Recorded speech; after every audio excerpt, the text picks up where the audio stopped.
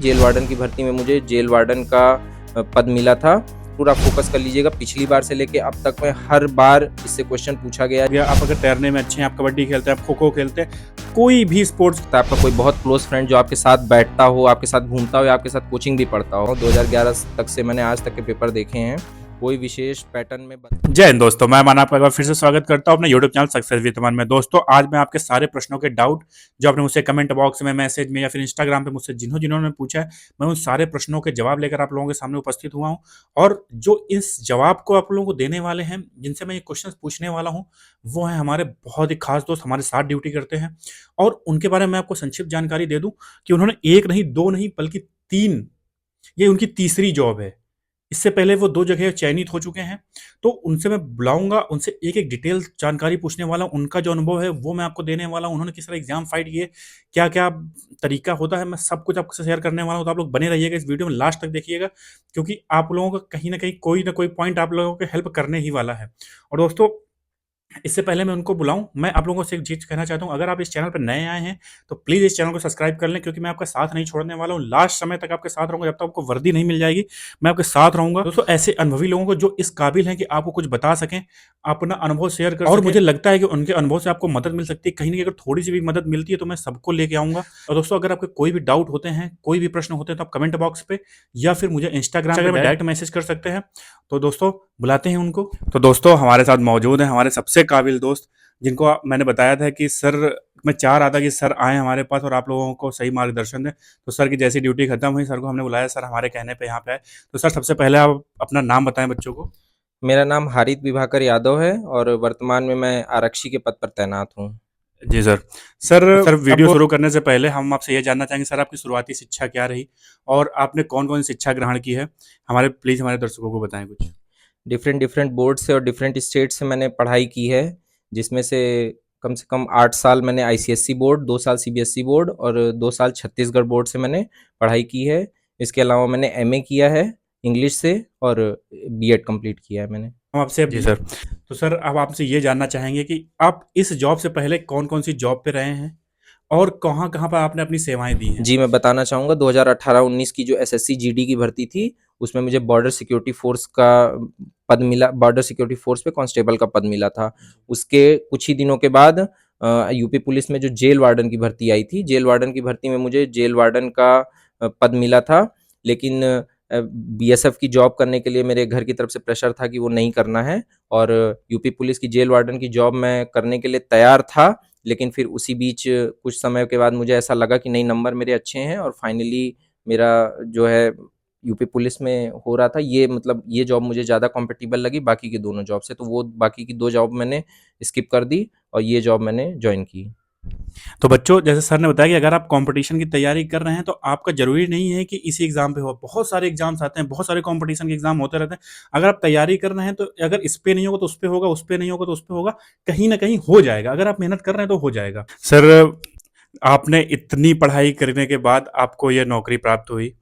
तो सर, अब हम आपसे ये जानना चाहेंगे कि बहुत सारे बच्चे हैं कि जिनको ये डाउट रहता है कि कि हमने हमारी पढ़ाई उतनी अच्छी नहीं रही है स्टार्टिंग पे, हम इतने अच्छे छात्र नहीं रहे हैं पढ़ने पे।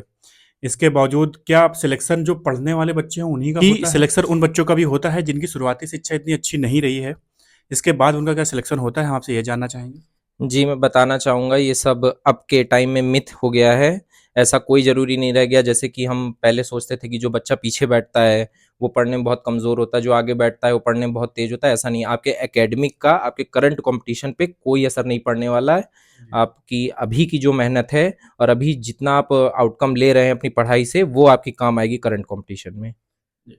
बच्चों, जो जैसे सर ने बताया कि आपका जो एकेडमिक है वो मैटर नहीं करता है, कि आपकी जो कंपटीशन लेवल पे आप कितना अच्छा परफॉर्म करते हैं, आपके एकेडमिक से डिसाइड नहीं होता है। आपकी मेहनत डिसाइड करती है कि आप जॉब लेने के काबिल हैं कि नहीं है। तो सर, अब हम आपसे ये जानना चाहेंगे कि जो बच्चे हैं, बच्चों का एग्ज़ाम दिया इन्होंने, 2 महीने का समय मिला था बच्चों को, इसके बाद उनका एग्ज़ाम कैंसल हो जाता है और बच्चों को उतनी तैयारी करने का मौका भी नहीं मिलता है। इसके बाद भी बच्चे किसी न किसी तरह से जाते हैं, एग्ज़ाम देते हैं, लेकिन वो एग्ज़ाम कैंसल हो जाता है। अब बच्चों के साथ में ये है कि बच्चों को 6 महीने का समय दिया गया है सरकार के द्वारा। तो अब सर, अब उनकी रणनीति क्या होनी चाहिए और किस तरह से उनको पढ़ाई करनी चाहिए, जिससे उनका जो उनका सपना है वर्दी लेने का, वो पूरा हो सके? जी ये चीज़ ध्यान रखिएगा अगर सरकार की तरफ से ऐसा कुछ दिया गया है समय कि 6 महीने का समय है, तो ऐसा मत सोचिएगा, अपनी पढ़ाई को ब्रेक मत कीजिएगा बीच में। अपनी प्रिपरेशन और टेस्ट और एमसीक्यूज़ जो आप लगा रहे हैं या फिर जो भी आप प्रीवियस ईयर प्रैक्टिस कर रहे हैं, इन सब के लिए बिल्कुल भी मतलब ऐसा मत सोचिएगा कि हम ब्रेक कर दें और आने वाले टाइम में 1 महीना 2 महीना बचेगा तो हम काफ़ी पढ़ चुके हैं और दोबारा से फिर से कवर कर लेंगे। ऐसा मत कीजिए, फ्लॉलेसनेस बनी रहनी बहुत ज़रूरी है। आपका अगर कुछ भी बीच में कंटिन्यूटी जो है ब्रेक हो गई अगर, तो आपका सीधा सीधा इफेक्ट इसका कंपटीशन पे पड़ेगा। चीज़ें कई सारी हैं क्योंकि इसमें करंट का सिनेरियो भी ऐड होगा, उत्तर प्रदेश का सामान्य ज्ञान ऐड होगा, ये चीज़ें हैं। और इसके अलावा मैथ्स है, रीजनिंग है, जो कि लगातार प्रैक्टिस मांगता है। जीएस जी। ऐसा सब्जेक्ट है जिसके लिए कोई भी 100% ये नहीं कह सकता कि मुझे सब आता है। तो कोई भी चीज़ की आप कंटिन्यूटी ब्रेक मत कीजिएगा, लगातार पढ़ते रहिए। 6 महीने का अगर समय है, मिनिमम समय भी अगर हम मान के चल रहे हैं कि 6 महीने का मिला है, तो समझ लीजिए, आपको ये मत सोचिए कि 6 महीने मिला, ये सोचिए कि सिर्फ 6 ही महीने हैं हमारे पास। अपनी पढ़ाई जारी रखिए और उम्मीद है कि रिजल्ट बेहतर होंगे पहले से। जी सर। सर, अब बच्चों के मन में ये डाउट आते हैं कि जैसे कि जो हमारा री एग्ज़ाम है, जी, तो री एग्ज़ाम में क्या हम लोगों का जो पेपर पैटर्न है, जी, वो क्या हार्ड आने वाला है? जो करंट एग्ज़ाम जो हुआ, जी, जी, जो कैंसल हो गया, जी। इसके बाद जो अब री एग्ज़ाम होगा, उसमें क्या पेपर हार्ड आने वाला है? या फिर उसका लेवल बढ़ने वाला है, क्वेश्चंस का लेवल बढ़ने वाला है? या फिर कुछ डिफरेंट टाइप के क्वेश्चंस पूछे जाएँगे? ऐसा बहुत सारे बच्चों के डाउट्स हैं और मुझे बहुत सारे मैसेज ऐसे रिसीव हुए कि सर बताइए कि क्या होने वाला है? अब री एग्ज़ाम में किस तरह का एग्ज़ाम होने वाला है? तो सर बताएँ। जी। पिछले कई साल का हम पेपर भी उठाकर अगर देख सकते हैं और अभी करंट का जो पेपर आया उसको भी हम लोगों ने एनालिसिस किया है बहुत अच्छे से। ये देख रहे हैं कि एक पैटर्न फिक्स है यूपी पीआरपीबी की तरफ से, और ऐसा है कि एग्ज़ाम ईज़ी टू मॉडरेट आ रहा है। बट इस बार क्या है, कॉम्पिटिटर्स बढ़ गए हैं। लगभग सबको पता है कि 50 लाख जी, कॉम्पिटिटर्स ऐड हैं इसमें, और एटलीस्ट अगर 5 लाख बच्चे भी अगर एग्ज़ाम ड्रॉप करते हैं और 45 लाख बच्चे भी अगर बैठते हैं तो कॉम्पिटिशन काफ़ी टफ होने वाला है। और उसके एवरेज में जो पोस्ट हैं, अगर देखा जाए तो आप एवरेज निकाल सकते हैं कि 80-82 बच्चों पे लगभग एक पोस्ट आ रही है। तो आप प्रिपरेशन करते रहिए और अपना जो करंट पैटर्न है यूपी पीआरपीबी का वो फॉलो करते रहिए।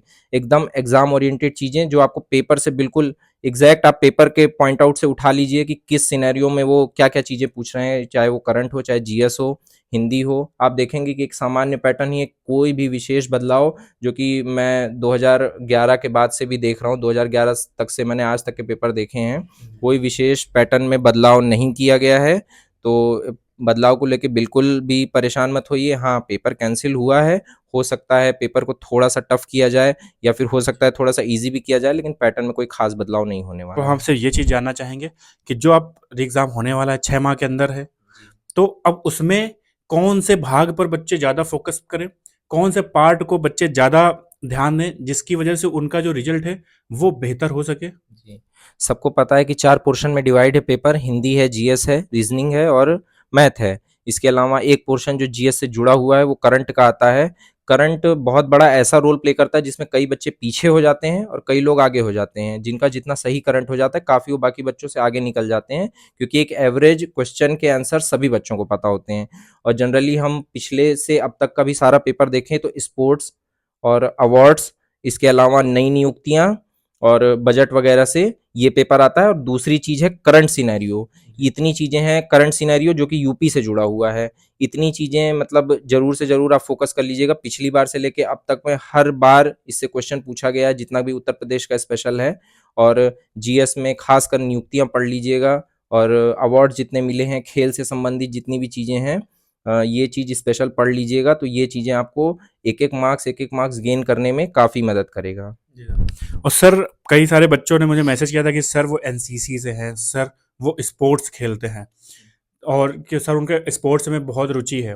तो सर हम आपसे ये जानना चाहेंगे कि आप हमारे बच्चों को ये बताएँ कि जो स्पोर्ट्स खेलते हैं, उनके उनके लिए लिए विभाग में क्या पॉसिबिलिटीज़ हैं और कौन-कौन से प्रॉफ़िट्स मिलते हैं?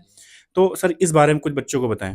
जी, मिस्टीरियस स्पोर्ट्समैन और इसके अलावा एनसीसी, 2 एक इसके पार्ट हैं, जो कि इसका भर्ती पर आपके कोई असर नहीं पड़ने वाला। भर्ती में ये तभी काम आता है जब 2 वैकेंसी सेम नंबर से टाई हो रही हों। जी। लेकिन मैं ये कहना चाहता हूँ कि अगर आप उत्तर प्रदेश पुलिस के सदस्य बन जाते हैं और आप ज्वाइन कर लेते हैं यहाँ पर, उसके बाद आपको स्पोर्ट्स में अथाह फैसिलिटीज़ मिलने वाली हैं और अथाह संभावनाएँ हैं, जिसके थ्रू आप जल्दी से जल्दी प्रमोशन और अच्छे से अच्छे पद पर और किसी भी तरह से अपने परिवार का और डिपार्टमेंट की गरिमा बढ़ाने के लिए निश्चित ही आपको आगे किया जाएगा अगर आप में वाकई में काबिलियत है।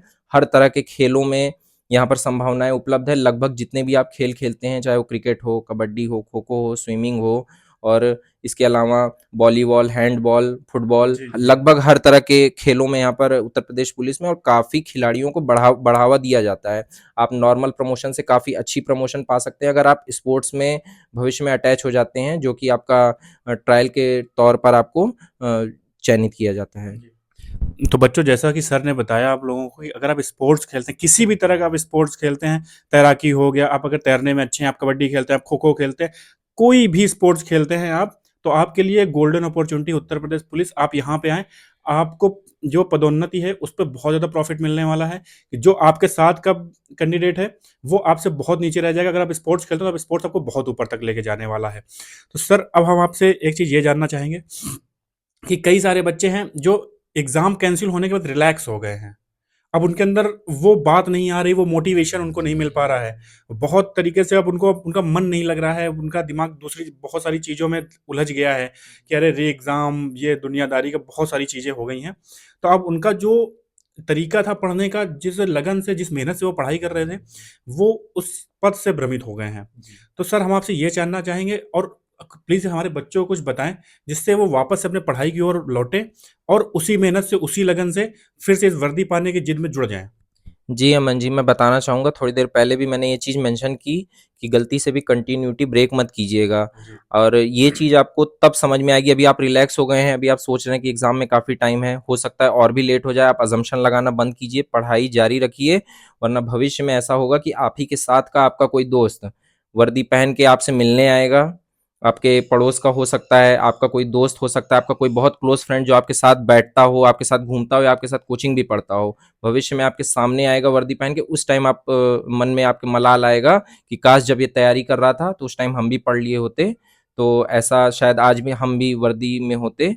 तो इस तरह की गलती कभी मत कीजिएगा। अगर ये आप सोच रहे हैं कि 6 महीना मिला हुआ है, तो ऐसा नहीं है। 6 महीना आपको गोल्डन अपॉर्चुनिटी मिली है। समझ लीजिए, जिन बच्चों का पेपर अच्छा गया है या जिन बच्चों का पेपर खराब गया, मैं सबके लिए बोल रहा हूँ, गोल्डन अपॉर्चुनिटी मिली है। अपनी कमियां तलाशिए, जो आप पेपर लेकर आए हैं उसमें देखिए आपने कहाँ गलती की, क्या चीज़ छूट गया आपसे, फिर से रिवीजन कीजिए। 6 महीना कम नहीं होता, 6 महीना बहुत है। आपको हर एक एक इंडिविजुअल टॉपिक आप कवर कर सकते हैं। अगर कोई नए सिरे से कोई ऐसी चीज़ है जिस पे आपका नॉलेज एकदम जीरो है या जिसका आउटपुट आपका एकदम जीरो निकल रहा है, उसको आप फिर से शुरू कर सकते हैं, चाहे कोचिंग के माध्यम से या अपने ऑनलाइन क्लास या जिस भी तरीके से आप पढ़ते हैं, अपने किसी बड़े का या साथ वाले किसी सबॉर्डिनेट का गाइडेंस ले सकते हैं।